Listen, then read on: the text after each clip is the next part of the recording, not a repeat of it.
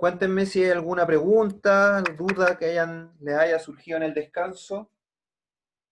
Si no, vamos a continuar con el problema entonces, ¿ya? Entonces, lo único que nos está faltando es la densidad de carga de polarización superficial, ¿cierto? Ya obtuvimos la volumétrica, ya obtuvimos los campos, así que vamos a borrar un poquito acá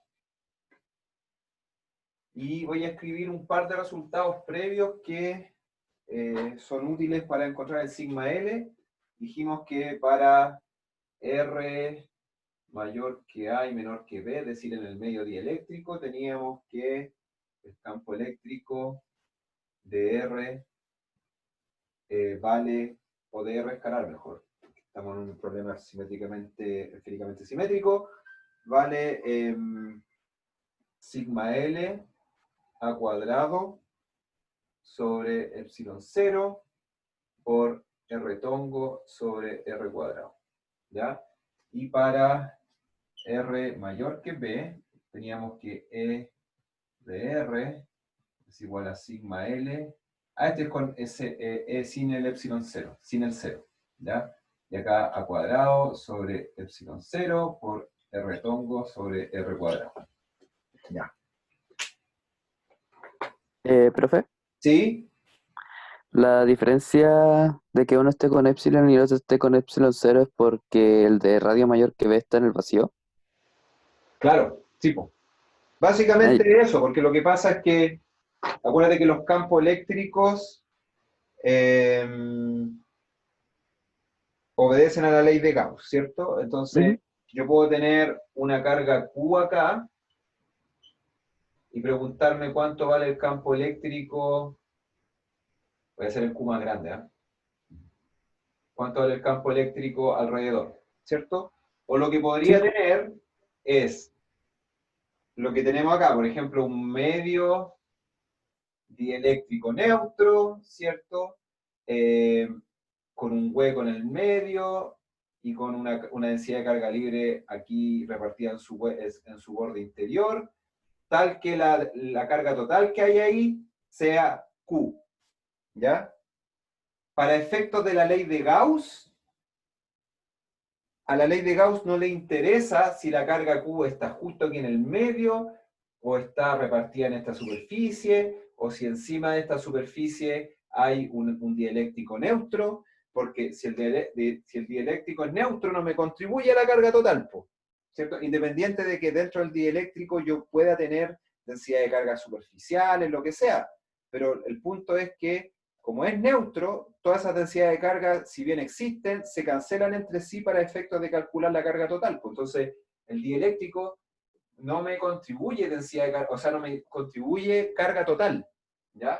Entonces, si la carga libre que yo tengo en esta parte es igual a la que tendría en la situación en que está todo concentrado aquí en el medio, entonces si yo aplico la ley de Gauss, el campo eléctrico que obtengo es el mismo que yo obtendría si la carga estuviese en el centro, ¿cierto?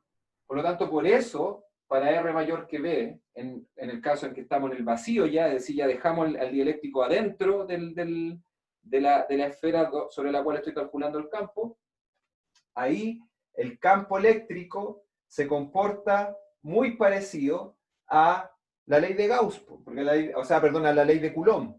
¿Por qué? Porque la ley de Coulomb, si yo pusiera la ley de Coulomb, lo que tendría que poner acá es Q sobre 4pi epsilon 0 por R tongo sobre R cuadrado, ¿cierto? Entonces, si estas dos cosas son iguales, eso quiere decir que Q por 4pi es igual a sigma L por A al cuadrado, pero eso es exactamente lo que ocurre acá, porque en el fondo yo tengo que la carga Q que está contenida acá es la superficie de la esfera hueca multiplicado por el sigma L, pues, y la superficie es 4pi a cuadrado por sigma L, ¿ya? Entonces, este resultado que yo tengo aquí es simplemente la ley de Coulomb nomás, suponiendo, es equivalente a la ley de Coulomb si es que toda la carga contenida acá en el cascarón esférico hueco estuviese contenida en el centro. ok, muchas gracias. ¿Sí? Ya. Ok, entonces tenemos ahí nuestros campos y nos está faltando el sigma de polarización. Voy a borrar acá. Entonces, ¿cómo encuentro el sigma de polarización? Yo hasta acá he hablado solamente del sigma libre, pero yo sé que tiene que haber un sigma de polarización. Entonces, la manera en que voy a encontrar el sigma de polarización es utilizando el hecho de que yo ya conozco los campos y que los campos dependen no solo del sigma de polarización. Estoy hablando de los campos eléctricos. Yo ya conozco los campos eléctricos y los campos eléctricos no solo dependen del sigma libre, sino que también dependen del sigma de polarización. Es decir, los campos eléctricos, lo que le he repetido varias veces, dependen de la suma de todas las densidades de carga. No le importa, el campo eléctrico no distingue entre cargas libres y cargas de polarización. ¿Ya? Entonces, si yo sé que en esta superficie de acá, en principio, además de tener un sigma libre que yo dibujé con línea verde, yo además tengo un sigma de polarización. Entonces yo sé que dentro del dieléctrico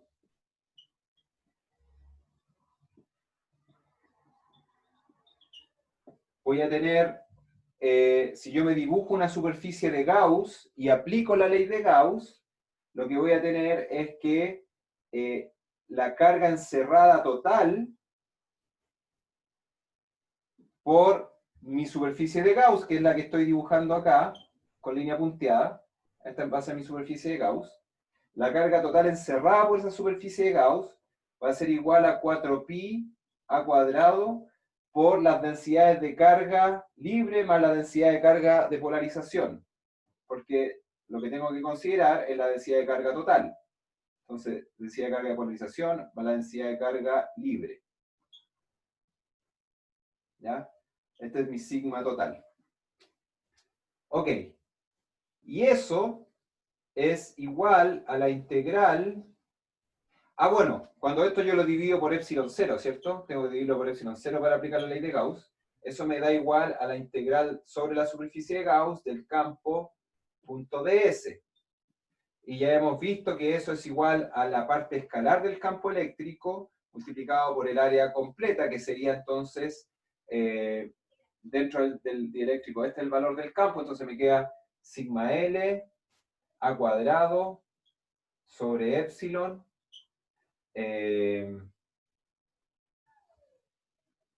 por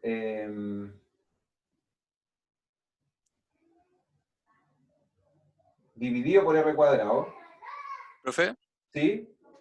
¿por qué cuando puso, porque puso el 4pi a cuadrado? ¿Sí? Y entiendo que sea para el sigma L, pero para el sigma P, ¿por qué aplica con el a cuadrado en el círculo un poquito más grande? Ah, no, yo lo hice un poquito más grande para que la línea roja no me cubriera la línea verde. Ah, ya, ya, ya.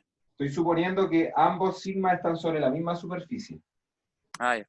Sí. Vale. Ya, entonces aquí pongo el valor de mi campo eléctrico dentro del dieléctrico, que es sigma L a cuadrado sobre epsilon sobre r cuadrado, ¿cierto? Y aquí entonces tengo que dividir por epsilon, no por epsilon 0, multiplicado por la superficie de la esfera de Gauss, que sería 4pi r cuadrado. ¿Ya? Entonces se me van los r cuadrados y lo que me queda es una relación entre sigma p y sigma l, ¿cierto? Porque aquí yo también puedo cancelar el 4pi con este 4pi y lo que me queda entonces es a cuadrado sobre epsilon 0 por sigma p más sigma l es igual a, fíjense que acá también me aparece un a cuadrado, sigma l a cuadrado sobre epsilon. Se me va el a cuadrado y me queda entonces que epsilon por sigma p más epsilon por sigma l es igual a epsilon 0 por sigma l. Y con eso encuentro entonces el sigma p, que sería entonces que sigma de polarización es igual a sigma L por epsilon 0 menos epsilon dividido en epsilon.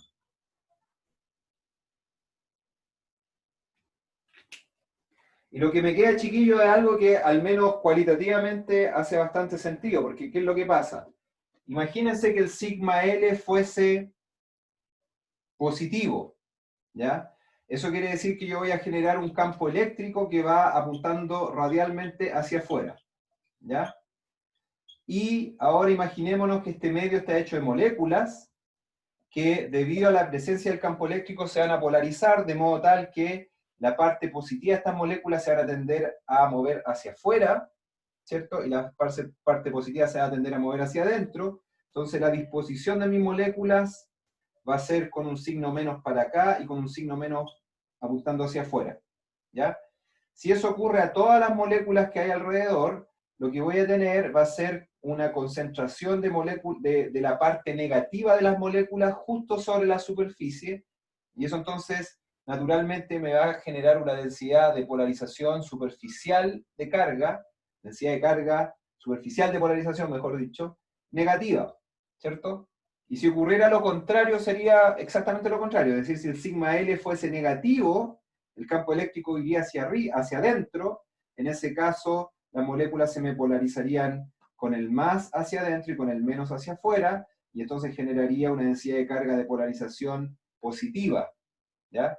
Entonces tiene sentido lo que ocurrió acá, porque en el fondo mi densidad de carga de polarización es proporcional a la densidad de carga libre, evidentemente, porque si no tengo carga libre no tengo polarización, pero tiene signo contrario, en el sentido de que ustedes pueden ver que el epsilon 0 menos el epsilon en general va a ser menor que 0, ¿cierto? Va a ser un número negativo, porque el epsilon de los medios dieléctricos siempre es mayor que el epsilon 0, ¿ya? Entonces, el resultado es bastante, digamos, razonable, y desde el punto de vista cuantitativo está expresado por esto, ¿ya?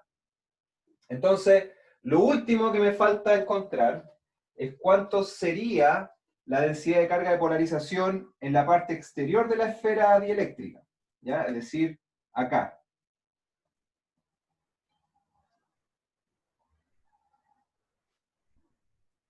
¿Ya? Entonces, ¿cuánto vale la densidad de carga? A ver, a esta densidad de carga de polarización adentro le vamos a poner densidad de carga de polarización 1, ¿ya? Para no confundirla con la densidad de carga de polarización de afuera, que la voy a llamar densidad de carga de polarización 2. Entonces, aquí voy a poner un 1, aquí voy a poner un 1, un 1. Profe, está pegado. ¿Estoy pegado? ¿Me ven bien o no? Ahora volvió, Sí. ahora volvió. Profe, Ah, ya. no. Sí, ahora ha sido un momento medio pegado. Ya, ¿a todos volvió o...?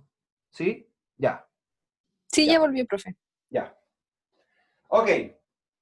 Ya, chiquillo, entonces, alguien que me diga al tiro la relación... Yo les voy a soplar al tiro el resultado, les voy a decir sigma de polarización 2, es decir, la densidad de carga superficial de polarización que hay por afuera, digamos, de la esfera, va a ser igual al sigma de polarización 1 multiplicado por algo. ¿Cuánto vale ese algo? ¿Alguien me puede decir cuánto vale eso?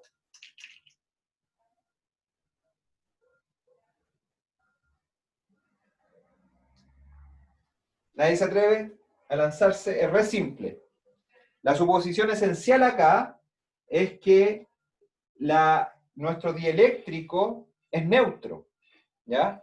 Entonces, debido a que yo puse una densidad de carga libre en su interior, en su superficie interior, mi dieléctrico se me polarizó, pero eso no quiere decir que la carga total dentro de mi dieléctrico haya dejado de ser distinta de cero. Siempre fue cero, ¿ya? Es decir, las cargas de polarización aparecen como densidades de carga en distintas partes del volumen de mi dieléctrico, pero tienen que cumplir con la condición que si yo las sumo todas, tienen que ser cero, ¿cierto? Porque mi dieléctrico en sí, como medio aislante, no tiene carga. La carga que yo puse en el problema no era carga del dieléctrico en sí, sino que fue una carga externa que yo llamé densidad de carga libre y que la puse aquí, ¿ya? Pero las cargas de polarización, si yo las sumo, me tienen que dar cero, ¿ya? Entonces, nosotros ya llegamos a la conclusión de que la densidad volumétrica de carga de polarización del dieléctrico es cero, porque se acuerdan que veíamos que la divergencia del vector P valía cero. Entonces, las únicas densidades de carga que me dan origen a carga, o que son distintas de cero, mejor dicho, son las superficiales. Yo acabo de calcular la densidad de carga de polarización superficial interna, y me falta la externa. Entonces, en vez de aplicar ley de Gauss y todo eso para calcular la densidad de carga de polarización externa, que podría hacerlo, pero un poco más engorroso, ¿ya? Lo que estoy proponiendo es que simplemente utilicemos el hecho de que las densidades de carga de polarización interna y externa tienen que cumplir que si yo sumo todas las cargas de polarización en mi dieléctrico, esa suma me tiene que dar igual a cero, ¿ya? Entonces, solo esa condición me permite encontrar una relación entre sigma P2, es decir, la densidad de carga de polarización externa, y sigma P1, que es la densidad de carga de polarización interna, ¿ya? Y esa es simplemente, chiquillos, el hecho de que esto tiene que ser neutro. ¿Y qué quiere decir que sea neutro? Significa que si yo multiplico la densidad de carga de polarización interna por el área interna, que es 4pi a cuadrado, eso tiene que ser, como eso es la carga total de polarización adentro o interna, ¿ya? Eso tiene que ser igual a algo que va a ser igual a menos la carga total de polarización en el medio externo, ¿ya? Es decir, la carga total de polarización que voy a tener en el borde externo de mi dieléctrico, ¿ya? Entonces esto tiene que ser menos QP2, ¿ya? Y eso quiere decir que esto tiene que ser igual al área del borde externo del dieléctrico, que es 4pi b cuadrado por el sigma P2, ¿ya? Eso sería el QP2, pero con un signo menos, ¿ya? Y eso al tiro me dice que si yo cancelo los 4pi, este b va al cuadrado, me llego a que sigma P2 va a ser igual a menos sigma P1 por a cuadrado sobre p cuadrado. ¿Ya? Entonces yo ya tengo sigma P1 a partir del sigma L, y con esta relación obtengo el sigma P2. ¿Ya? Y con eso entonces ya calculamos todo lo que necesitábamos saber del problema. Pues decir, calculamos toda la densidad de carga de polarización sobre superficies, toda la densidad de carga de polarización sobre volumen, que esa valía 0, y todos los valores del campo eléctrico en todas las partes del espacio. ¿Ya? Así que ese es el último problema, chiquillos, en el cual vamos a involucrar densidades, o sea, vamos a involucrar solo medios dieléctricos. ¿Ya? Me está faltando un único comentario que tiene que ver con condiciones de borde, que eso lo vamos a ver ahora en un segundito, y con eso vamos a cerrar todo lo que tiene que ver con dieléctricos puros, y a partir de eso vamos a empezar a hablar, vamos a agregar las condiciones de medios conductores. ¿Ya? ¿Preguntas hasta acá? ¿No? ¿Sí? ¿No? Ya. Entonces el último comentario tiene que ver con condiciones de borde, que en el fondo es algo que ustedes ya saben, ¿ya? Pero es bueno como tenerlo como una suerte de datos, digamos, que les va a servir cuando resuelvan un montón de problemas. Las condiciones de borde las pueden deducir ustedes mismos, pero igual es bueno tenerlas así como a la mano, ¿ya? Les sirve un montón para avanzar rápido en la resolución de estos problemas. Así que vamos a hacer un pequeño paréntesis o un pequeño énfasis en lo que tiene que ver con condiciones de borde.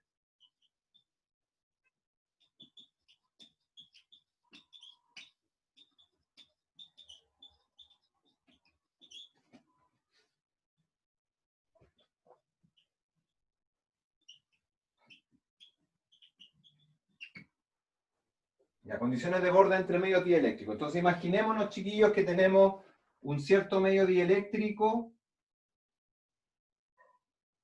y otro cierto medio dieléctrico, no sé, pues, goma y madera, por decir algo, ¿ya? Entonces, acá yo voy a tener campos eléctricos y vectores de desplazamiento y vectores de polarización, ¿ya?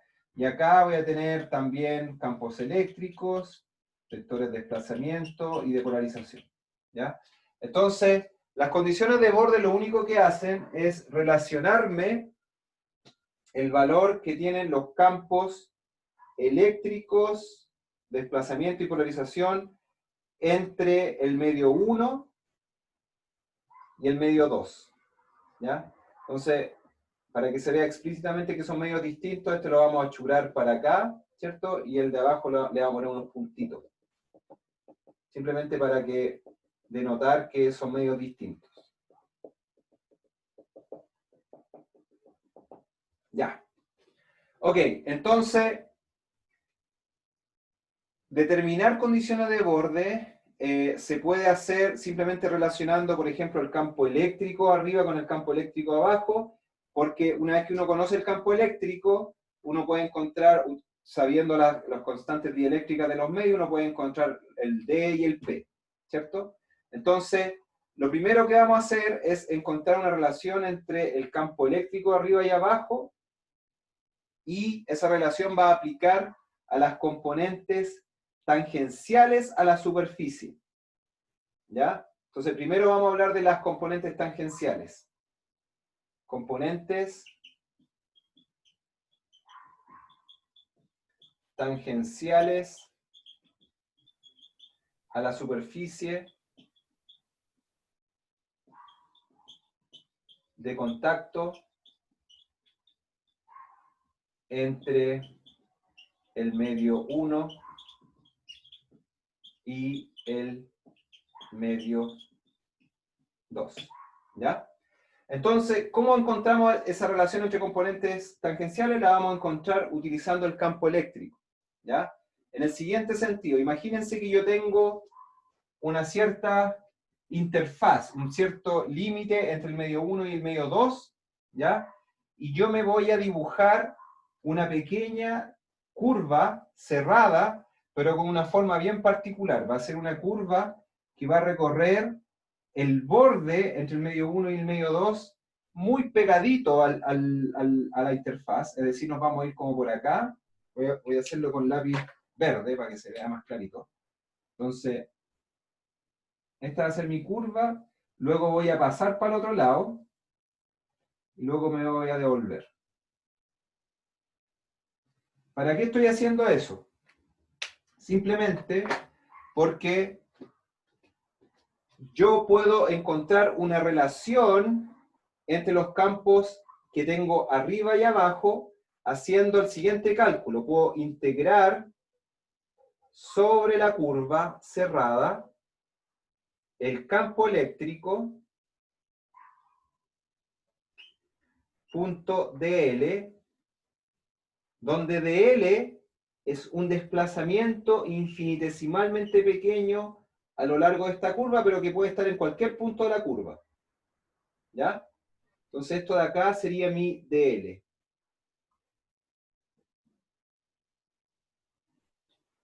¿Ya? Entonces, ¿para qué me sirve calcular esto?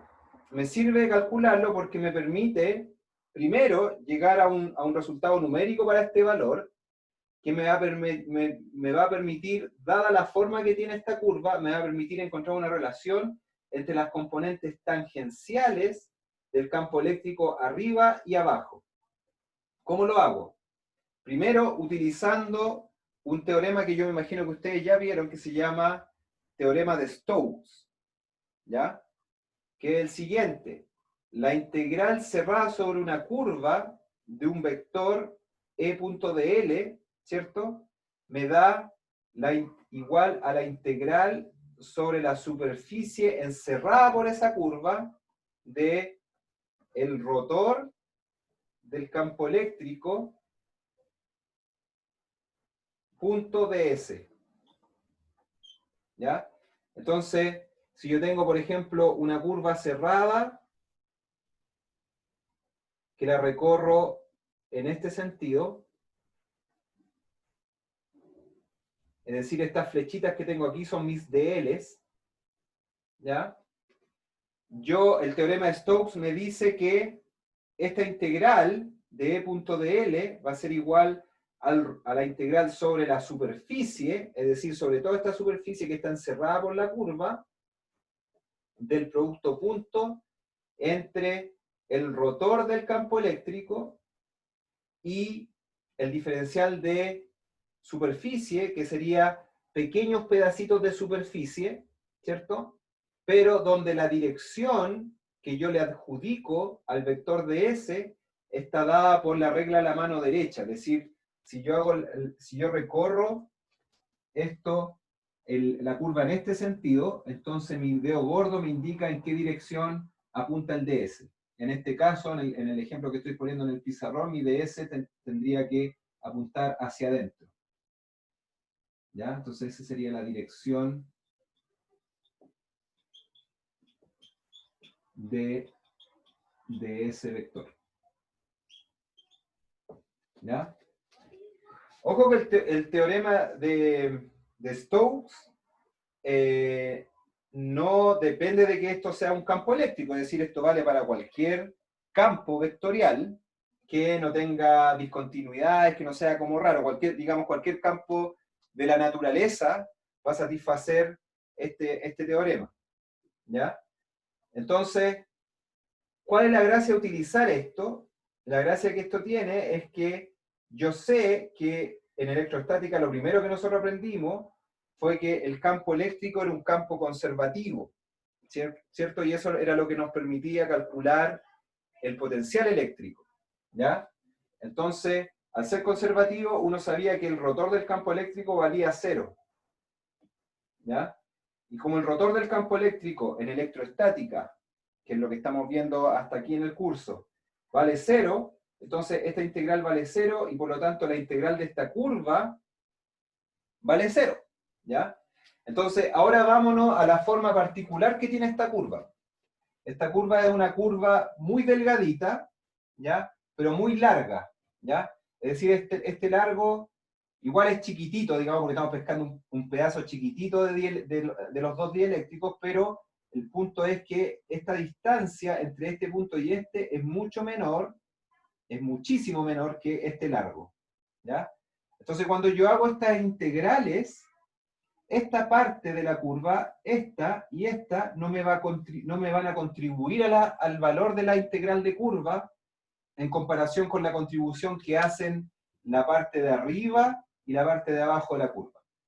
¿Ya?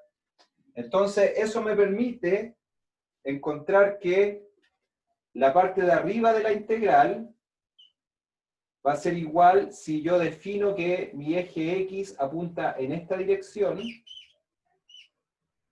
Entonces la parte de arriba de la curva me va a entregar una contribución a la integral de línea que va a ser X en el medio 1 por el largo de esta curvita, es decir, vamos a suponer que el largo de esta curvita es L mayúscula, ¿ya?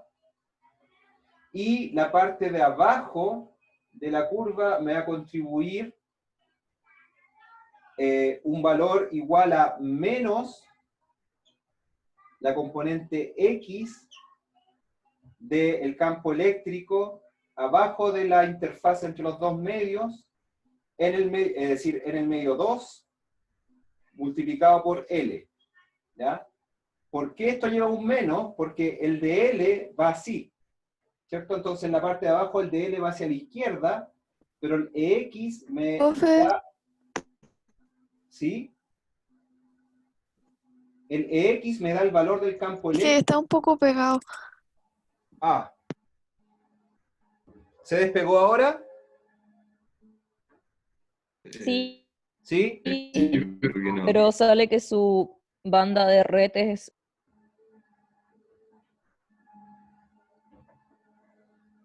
Oye, chiquillos, lo que vamos a hacer es, como ya se acabó el tiempo, lo que vamos a hacer es dejar la clase hasta acá, claramente aquí tenemos problemas de conexión, pero yo por lo menos ya cerré un ciclo, estaba hablando de las condiciones de borde, lo voy a retomar en la clase de la tarde.